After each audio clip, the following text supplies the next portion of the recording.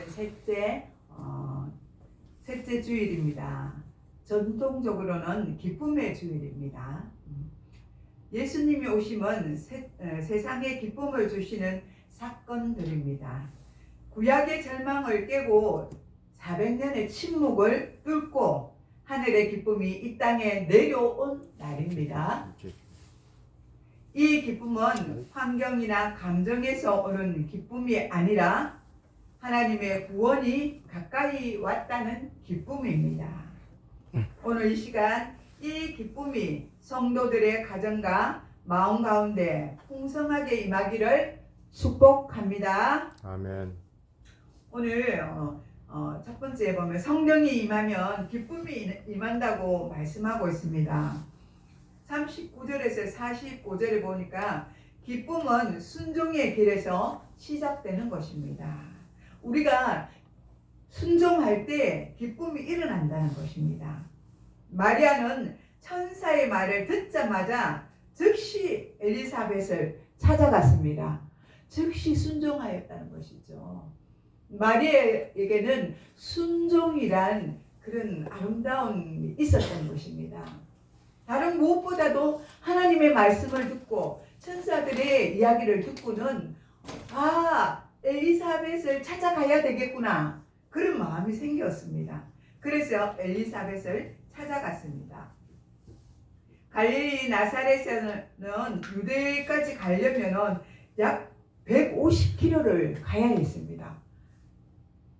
150km란 한번 생각해 보세요. 150km를 걸어서 간다고 한번 생각해 보세요.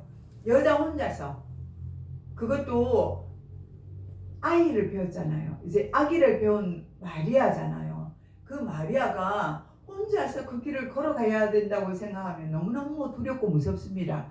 남자도 없어요. 아무 누구도 동행해주는 사람이 없습니다. 우리도 그래요. 세상길을 걸어갈 때 옆에 사람들이 다 있는 것 같아요. 그런데 이렇게 가만히 보면 나 혼자예요.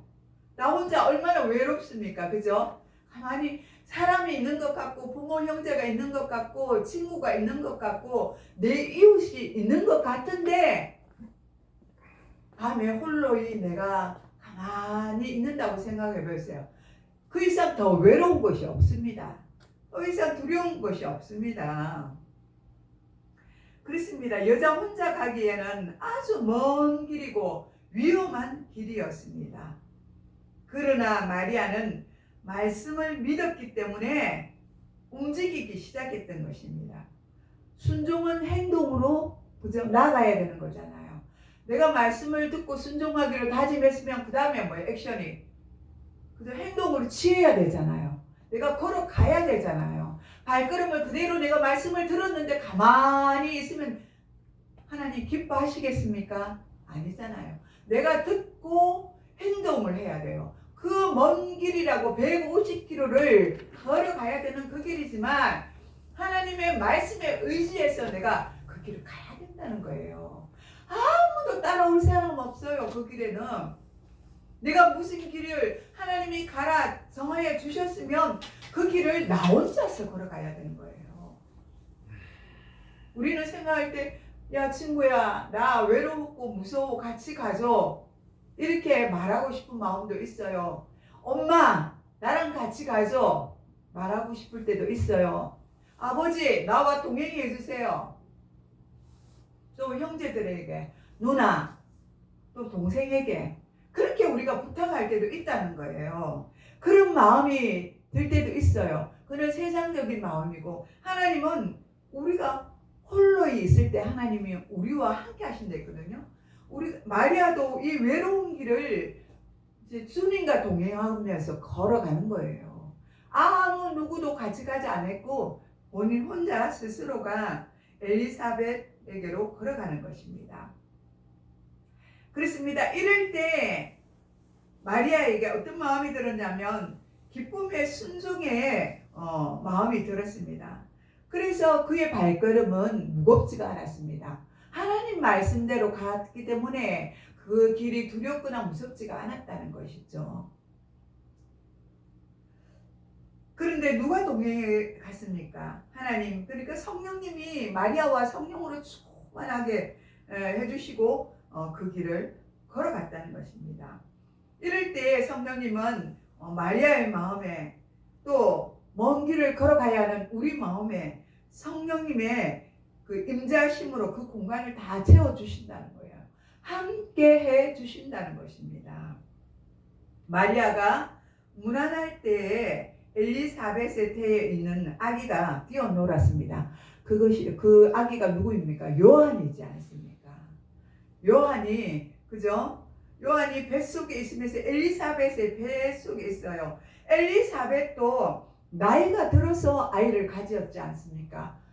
아이를 놓을 수 없는 그 상태인데 경수가 다 끊어졌어요. 그런데 이 두 부부에게는 늘 아쉬움이 있었잖아요. 자식이 있었으면 좋겠는데 나이가 들도록 자식이 없었잖아요. 그런데 이제 남편이 제사장이잖아요. 제사를 드리러 번제를 드리러 들어갔을 때 1년에 딱 한 번 제사장으로 서는데 그때 이제 예언을 해주시는 거예요. 천사가 와서 아이를 갖게 된다. 너희 아내가 아이를 갖게 될 것이다 해서 정말 그 이후에 잉태를 하는 거잖아요. 그래서 먼저 엘리사벳이 임신을 하고 있는 중이었어요. 그리고 나서는 이제 마리아가 성령으로 잉태되잖아요. 예수님이 마리아로 통해서 성령으로 잉태되는 것을 우리는 알 수가 있습니다. 혼자서. 그리고 마리아는 어떤 상황이었습니까? 이제 요셉과 정혼을 하기 위해서, 그죠? 이제 결혼하는 그 준비 과정에 있지 않았습니까? 그런데 임신을 했다는 그 소리가 사방에 퍼지지 않겠습니까? 성령으로 잉태했지만 얼마나 두렵고 무서운 것입니까? 하나님이 그렇게 하셨지만 자기 자신은 사람들이 세상 속에 살아가잖아요. 얼마나 마리아를 보고 욕하겠습니까? 그것을 들은 또 요셉의 마음은 어때요? 목수인 요셉의 마음은 너무너무 두렵고 떨리는 것입니다. 자기가 관계하지 않는 그 여자가 잉태했다는 소리를 듣고 세상 사람들이 얼마나 자기에게 욕을 했겠습니까? 요구하겠습니까? 이런 생각들, 저런 생각들을 많이 하잖아요. 우리도 무슨 일을 할 때 이 생각 저 생각으로 머리에 가득 차잖아요. 사람들이 어떻게 나를 볼까? 사람들의 행동이 나를 보고 비웃지는 않을까? 이런 생각들이 굉장히 많이 떠도는 것입니다. 마리아도 그랬고 아마 요셉 마음에도 그런 생각이 들었을 것입니다. 그렇습니다. 두렵고 떨리는 그 마음 속에서도 마리아는 또 하나님 주시는 기쁨이 있었습니다. 성령으로 통해서 우리가 기도가 충만하면 기도 끝나면 마음이 기뻐요. 이런 그 속에서 올라오는 기쁨이 있어요. 마리아도 마찬가지 않겠습니까? 하나님 말씀 앞에 순종하고 걸어가는 그 길에 두려움과 떨림과 정말 무서운 생각이 있지만 그러나 한편으로는 성령님, 하나님, 예수님이 나와 함께 계신다는 생각을 했기 때문에 그래도 기쁨이 그 마음에 있었던 것입니다. 그렇습니다. 성령님이 임재하는 그 공간의 전체에는 기쁨이 있는 것입니다. 마리아가 문안할 때 이제 엘리사벳을 찾아가서 문안을 했습니다. 그때 요한이 뱃속에서 뛰어놀았지 않습니까? 그 엘리사벳의 뱃속에는 생명이 잉태되어 있었던 것입니다. 그러니까 엘리사벳도 기뻤지만 그 속에 잉태된 아기도 예수님이 오는 그걸 생각하면서 너무 기뻐서 뱃속에서 뛰어놀아요. 성령의 사람이기 때문에 이것들을 체험하는 것이지 않습니까? 그렇습니다. 예수님이 가는 그곳에는 영혼이 기뻐합니다. 그리고 예수님이 임하면 죽어있던 영혼들이 기뻐 뛰는 것입니다. 차가운 가정이 따뜻해지고 무너진 마음이 다시 살아납니다. 우리가 예수 믿지 않는 사람들이 예수를 믿게 되면 그 가정이 회복이 된다는 것입니다. 어렵고 힘든 그 체험이었고 착잡한 그 가정에 따스함으로 예수님의 체온이 채워진다는 것입니다. 그리고 무너진 마음들이 다시 회복이 된다는 것입니다. 오늘 예수님이 우리 예배 가운데도 함께 하심을 저와 여러분은 믿으시기 바랍니다. 아멘. 그렇습니다. 예수님이 이 공간에 오셨음을 우리는 기억해야 합니다. 지금 예배 시간에 사람의 눈으로 볼 때는 아무도 이곳에 없는 것 같아요. 우리 그냥 여기 있는 사람만 있는 것 같아요. 그러나 영적으로 볼 때 하나님이 이곳에 임재하신다는 것을 여러분은 아시기 바랍니다. 아멘. 그렇습니다. 기쁨은 축복의 말에서 자라납니다. 엘리사벳은 마리아를 축복하는 말을 합니다. 엘리사벳은 마리아의 고모나 사촌 또 이모 정도뻘 되는 그런 분이셨습니다. 그런 친척이었다는 것입니다. 엘리사벳은 아론의 자손 그 제사장 사가랴의 아내입니다. 또 마리아는 이제 그 가문이 다윗의 족보 집안의 그런 가문에서 대로 내려오는 그 가정의 딸입니다. 그래서 이제 친척 관계가 되는 것이죠. 이 두 사람은. 그런데 이제 엘리사벳이 그럽니다. 여인 중에 내가 복이 있으며 내 태중의 아이도 복이 있다. 이렇게 엘리사벳이 축복을 합니다. 그리고 주께서 하신 말씀이 반드시 이루어질 줄 믿는 그 여자에게는 복이 있도다. 이렇게 말합니다. 성령 충만한 사람은 축복의 말을 잘합니다. 입술이 부정하지 않기 때문에 하나님께서 그 축복의 말을 들으시고 복을 내려 주신다는 것입니다. 기쁨은 하나님이 주시는 은혜이지만 그 은혜를 흘려보내는 방식은 말로 통해서 하는 것입니다. 아멘. 말에는 힘과 능력과 권세가 있습니다. 아멘. 하나님께서는 말씀으로 천지 창조를 하셨습니다. 오늘날 우리는 혀로, 말로, 입술로 사람을 살리기도 하고 죽이기도 합니다. 이 말이 얼마나 능력이 있는지 몰라요. 하나님이 말로 창조를 하셨잖아요. 그렇기 때문에 이 말대로 되는 것입니다. 그래서 우리의 입술은 함부로 말하면 안 돼요. 축복의 말을 해야 되는 거예요. 아멘. 좋은 말을 해야만 되는 것입니다. 아멘. 나에게도 이제는 하나님이 성령님이 함께 하시기 때문에 내 마음대로 나오는 대로 입술로 말하면 안 돼요. 항상 사람을 바라볼 때 하나님의 사람이라는 것을 바라보고 그를 위해서 축복해야 돼요. 복의 통로가 될지어다. 복의 센터가 될지어다. 아멘. 이렇게 우리가 입술을 말할 때 그 사람이 딱 듣잖아요. 그런데 그럴 자격이 없어. 그 사람이 악한 자고 그 사람이 그 말에 대해서 기뻐하지 않잖아요. 그러면 그 말이 도리어 돌아서 내게 오는 것입니다. 그 축복이. 하나님이 그렇게 아멘. 말씀하셨어요. 아멘. 하나님이 네가 축복할 때 그 사람이 듣지 않으면 그 말이 돌아서 도리어 너한테 올 것이라. 이렇게 아멘. 하나님이 말씀해 주신 것입니다. 그래서 우리는 항상 말할 때 조심해야 되는 것입니다. 아멘. 그래서 우리는 오늘날 우리 가정에도 축복의 말을 해야 됩니다. 감사의 말을 해야 합니다. 아멘. 기쁨을 주시는 말이 가득하기를 축복합니다. 아멘. 여기에 46절에서 55절 보니까 기쁨의 노래들이 나옵니다. 이것을 찬가라고 하거든요. 마리아의 찬가입니다. 이것은 환경이 아니라 하나님 때문에 찬양을 한다고 마리아가 말하고 있는 것입니다. 내 영혼이 주를 찬양하며 내 마음이 하나님을 찬양하나이다. 이렇게 마리아는 고백하고 있습니다. 아멘. 여기 My Savior라는 뜻은 나의 구주 이라는 뜻이거든요. 이 구주를 우리가 기뻐한다는 것입니다. 마리아는 자기 태중에 예수님이 오신 거잖아요. 주님이 오셨잖아요. 그렇지만 그 아기로 보지 않는 거예요. 왜냐하면 성령으로 잉태된 하나님이시라는 것을 마리아는 알잖아요. 그래서 자기 비천한 자에게, 이 정말 아무것도 보잘것없는 그 여자아이에게 성령님이 임하여서 잉태를 한다는 그 생각을 해보니까 너무너무 감격스러운 거잖아요. 상상을 할 수 없는 것이잖아요. 그러니까 마리아는 기뻐할 수밖에 없습니다. 하나님을 찬양할 수밖에 없는 것입니다. 마리아는 한번 생각해 보십시오.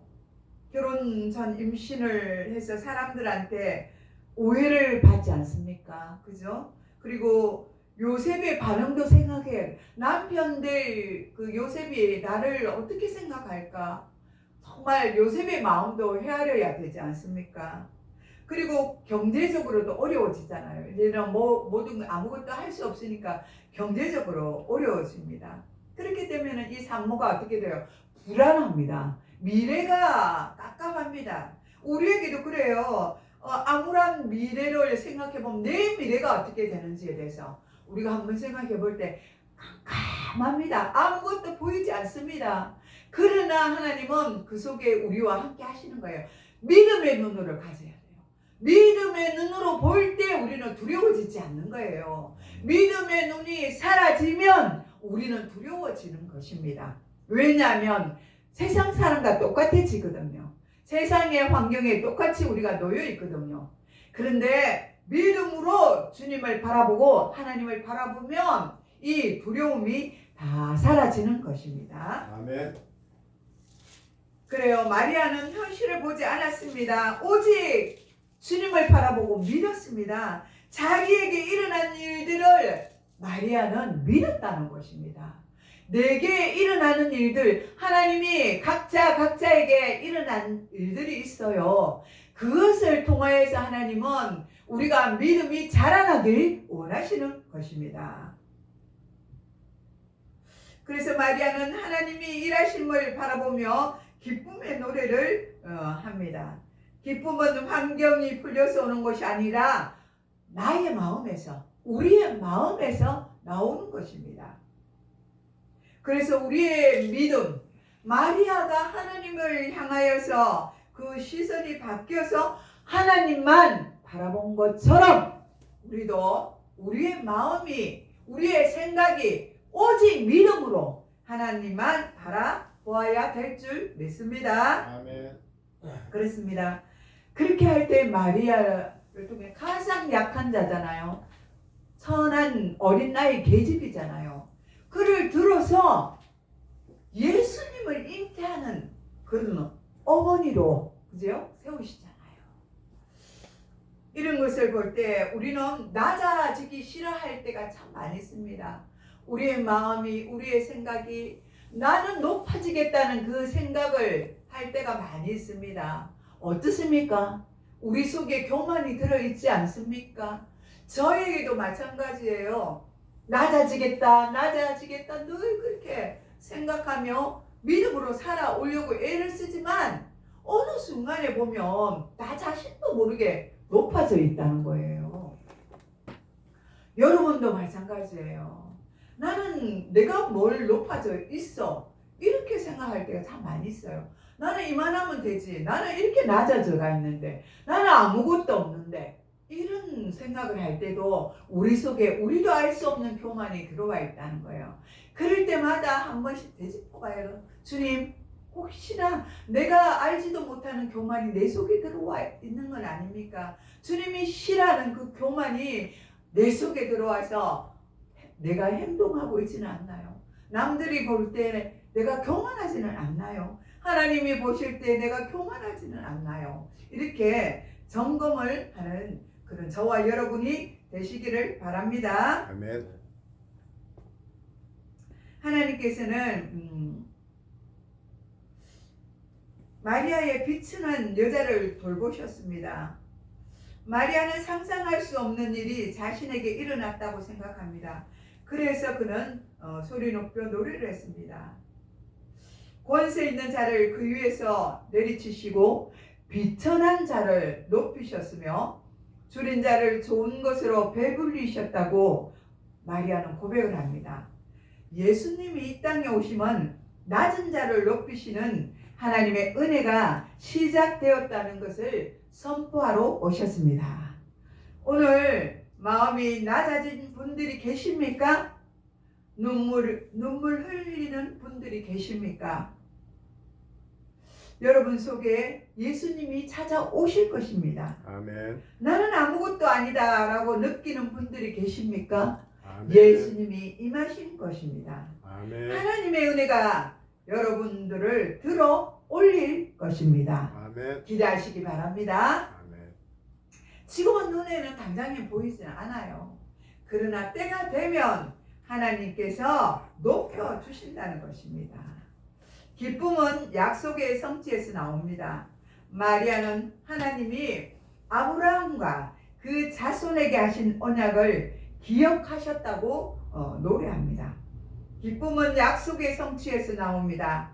오늘 여러분에게 주신 약속도 하나님은 반드시 이루어 주십니다. 아멘. 할렐루야. 이 믿음이 기쁨을 만들어냅니다. 기쁨은 믿음의 열매입니다. 45절에 보니까 엘리사벳은 이렇게 말합니다. 말씀을 믿는 자에게 여자에게 복이 있다. 기쁨은 믿음의 열매입니다. 믿음을 잃으면 기쁨도 사라지고 절망이 옵니다. 믿음이 살아나면 기쁨도 살아나게 됩니다. 믿음이 살아있는 집에 기쁨이 흐르는 것입니다. 믿음이 없는 집에 절망이 일어나지 않겠습니까? 그렇습니다. 우리는 예수님이 우리가 가는 곳에 함께 있습니다. 우리의 가정에도 우리가 소속된 직장에도 예수님이 우리와 함께 하시는 것입니다. 할렐루야. 믿음이 살아있는 사람에게 하나님은 기쁨의 기름을 부어주십니다. 성령의 기름 부으심이 있다는 것입니다. 예수님이 오시면 기쁨이 찾아옵니다. 우리 자신도 모르게 기뻐진다는 것입니다. 예수님이 오시면 기쁨이 임합니다. 성령이 임하면 기쁨이 살아납니다. 아멘. 말씀을 믿는 자에게는 기쁨의 은혜가 넘치는 것입니다. 오늘 예배를 드리는 모든 저와 여러분의 마음에 하나님의 기쁨이 채워지기를 축복합니다. 아멘.